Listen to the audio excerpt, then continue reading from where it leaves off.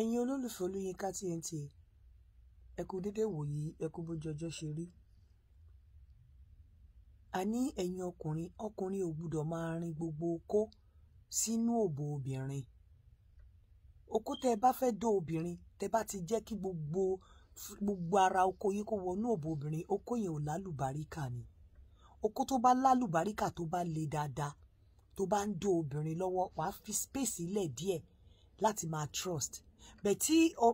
ọkùnrin bá ti ń dó obìnrin tí ò lè thrust, tó ti jẹ́ wípé ó ń rí gbogbo okó bọnú òbò ẹ̀, ó mì pé okó yẹn ò le dáadáa, kò ní fẹ́ kí ẹnu orí okó kó dé ibi ẹnu òbò, àbí kó bọ́lẹ̀, okó tó wà ní òbò kò ní fẹ́ kó bọ́ síta débi ẹnu òbò, débi wípé tó bá ti yọ̀ bọ́lẹ̀ báyìí kò ní lè wọlé mọ́ àfi tó bá fọwọ́ fa sí. Tí okó bá le dáadáa, ní ìdíjú first 3 inches láti jẹ́ kí obìnrin kó gbádùn ẹ̀, because tẹ́ bá rí gbogbo okó wọnú òbò obìnrin, ẹ máa kọjá G-spot ẹ̀. Tẹ́ ẹ̀ bá dẹ̀ ti fi okó hit G-spot, tí ara okó ò bá ti hit G-spot, àbí ẹnu okó tìpó okó ò bá ti hit G-spot, obìnrin ò lè gbádùn okó. So mo rí picture kan téèyàn kan send sí mi tó fẹ́ fi post fún mi ní o, pé kí wo bó ṣe ń dóbìnrin kó o rí dó, nítorí pé mo rí wípé bó ṣe kí okó bọnú òbò obìnrin yẹn, gbogbo ara obìnrin tó ń wọnú, gbogbo ara okó tó ń wọnú òbò obìnrin yẹn, mo rí pé kò tiẹ̀ ṣe àwọn pé tó kó bá le tán àwọn veins kan máa yọ lára ẹ̀, kò sí nǹkan kan, mọ̀ pé kò le dáadáa. Tí okó ò bá le dáadáa ló fi jẹ́ pé tó bá ti ṣàjà fi escape ẹ̀ tó ti fi sínú òbò báyìí, ò ní fẹ́ jẹ́ kó jáde mọ́, ò tiẹ̀ ní kẹ́ kó súnmọ́ ta. Tó bá dẹ̀ ń dé obìnrin ọkàn máa ṣe ṣúkẹ́ṣúkẹ́ ni, obìnrin yẹn ò ní gbádùn ẹ̀. Tí ọkùnrin ò bá ti lè thrust dáadáa tó bá ń dó obìnrin ò lè gbádùn ẹ̀. Kó yẹ pé ibi òun thrust ẹ̀ débi pé ó ń feel ibi tip orí okó ẹ̀ ní ara G-spot ẹ̀ níbi wall òbò ẹ̀. Bẹ́ẹ̀ ìgbà tẹ́ bá ti mú gbogbo okó tẹ́ ti rí, bí ìgbà tí ẹ rí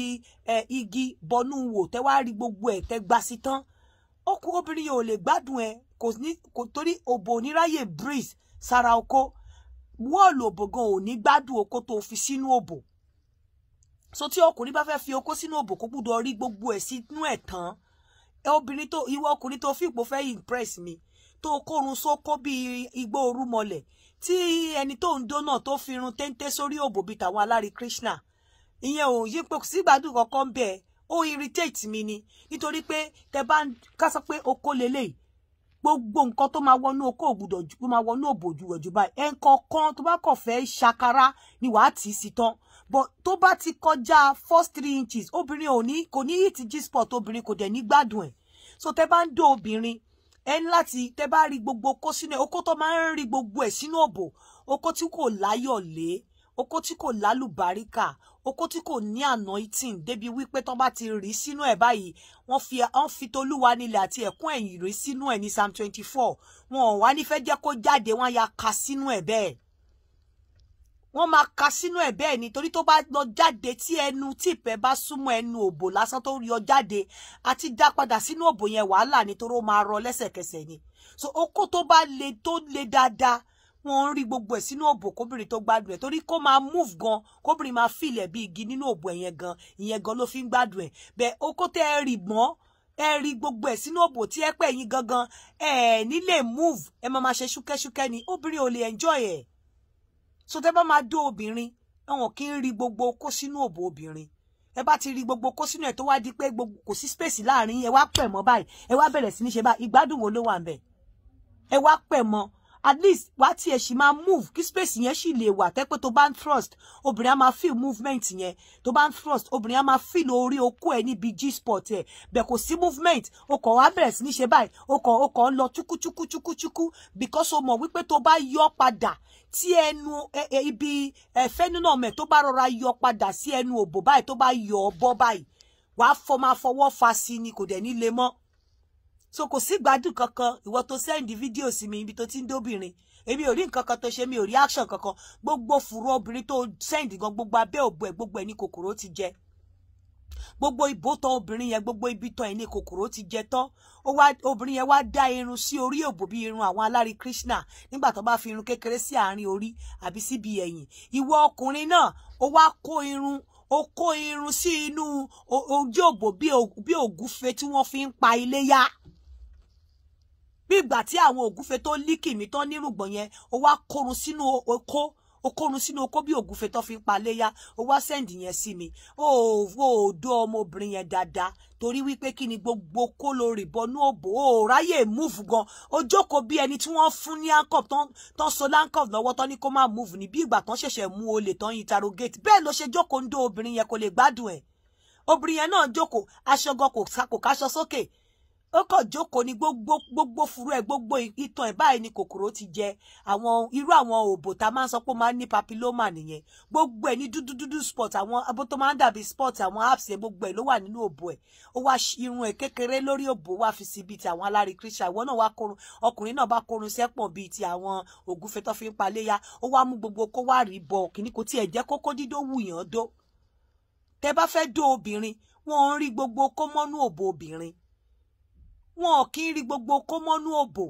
ẹ máa fi àyè thrust sílẹ̀ débi tẹ́ bá ń thrust ibi orí oko yín fẹ́nu náà mi á lè máa kan G-spot tí á lè máa kan G-spot á dẹ̀ lè máa kan wọ́ọ̀lù òbò but tí ẹ bá kàn kó gbogbo kó lọ gbaragidi á kàn lọ straight ni kò síbi kankan tó fẹ́ kàn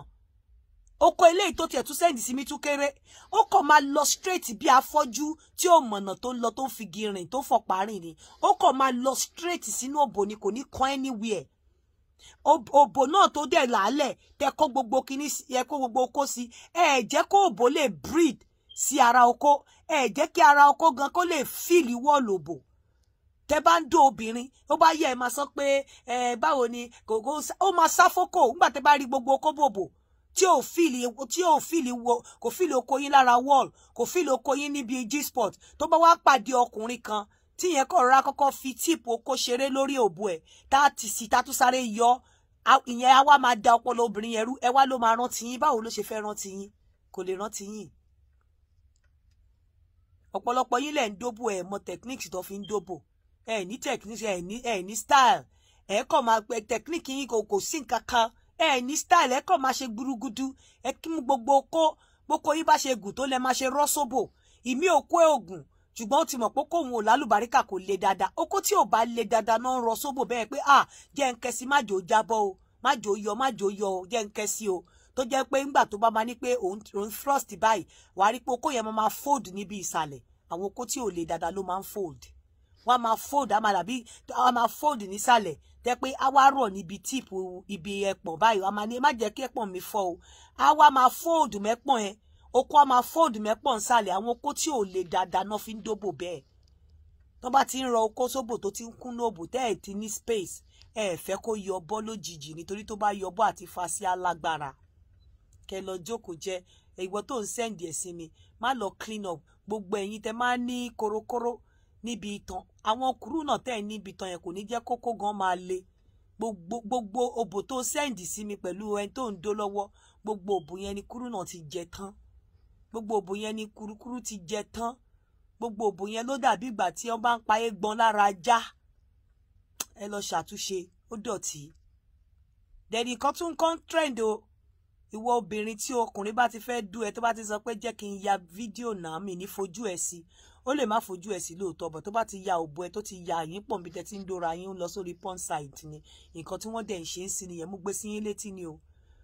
nǹkan ṣe ń sìn yín nìyẹn wọ́n ń gbé lọ sórí porn site tó bá ti lè ya ẹ ó lè má ya ojú ẹ o wàá ya bó ṣe ń dú ẹ irú òbò tán sẹ́ndì sí mi lẹ́yìn síbi tó ti ń dú ọmọbìnrin yẹn lọ́wọ́ tó ní ẹ wà lórí site o tó pè mí tó ló wà lórí site o tẹ́ bá rí irú òbò yẹn àwọn òbò tó yẹ pé téèyàn bá do kò lè lálùbáríkà mọ́ ni gbogbo abẹ́ òbò yẹn ni kurukuru ti jẹ ṣe ló dàbí kòkòrò ara eégbọn ó dàbí ìgbà tí ajá bá ní measles bó ṣe rí nìyẹn ní gbogbo pẹ́tẹ́lẹ̀ gbogbo ibi ìtàn ẹ̀yin ìyàwó ilé tí kurukuru ti jẹ fùrọ̀ yín tó ti jẹ abẹ́ yín irú nǹkan báyẹn máa ń pa oko ni kò ní jẹ́ kọ́kùnrin máa súnmọ́ yín ẹ lọ ṣàtúnṣe ẹ̀yin ọkùnrin náà tẹ́ ẹ̀ ń dóbò tẹ́ máa rọ gbogbo kóṣóbò tẹ́ ẹ̀ mọ̀ pé ó yẹ kẹ́ máa yín jẹ sínú òbò ni kẹ́ kọ́kọ́ fi 3 inches sí tó bá ti ń gbádùn ẹ tún kìbọ̀ ẹ sáré fàyọ bó ṣe ń dóbìnrin torí ẹ máa ń yí nìyẹn èpè kẹrí gbogbo mú gbogbo kó kẹrí sínú òbò ká máa ṣe ṣúkẹ́ṣúkẹ́ bí ìgbà tí wọ́n bá mú yín pé kán fẹ́ interrogate yín tẹ̀sẹ̀ lọ rọ́ọ̀bù tán lé express ẹ wá máa ṣe ṣúkẹ́ṣúkẹ́ ẹ ní jẹ́ kó ní kí òbò yẹn kó breathe ara oko yín ẹni tó ń do yín ẹni tẹ́ ń do lọ́wọ́ gan kò ní fìlì oko lára wọ́ọ̀lì òbò ẹ̀ kò ní fìlì oko lórí G-spot ẹ̀ kí wá làlámọ̀ rí oko tó ń do ẹ máa rìn láyà níjọ́ mi tẹ́ bá pè á ní òun ò dóko. Anyway èyí ni mo mú wá fún yín láàárọ̀ yìí o, ẹ lọ kọ́gbọ́n bí o bá kò ṣe bí oko bá ṣe tóbi wọn ẹ lè rí bọ̀ kò ṣe nǹkan náà lẹ máa rí bọ̀, ẹ máa ṣe ṣúkẹ́ṣúkẹ́ díẹ̀díẹ̀ ni tó máa fi wọ agbárí tí obìnrin á fi máa gbọ́ lágbárí. Ire o, ẹ má gbàgbé o sabarikolo.com, ẹ lọ rẹ́gísítà ń bẹ̀. Ó dàbọ̀.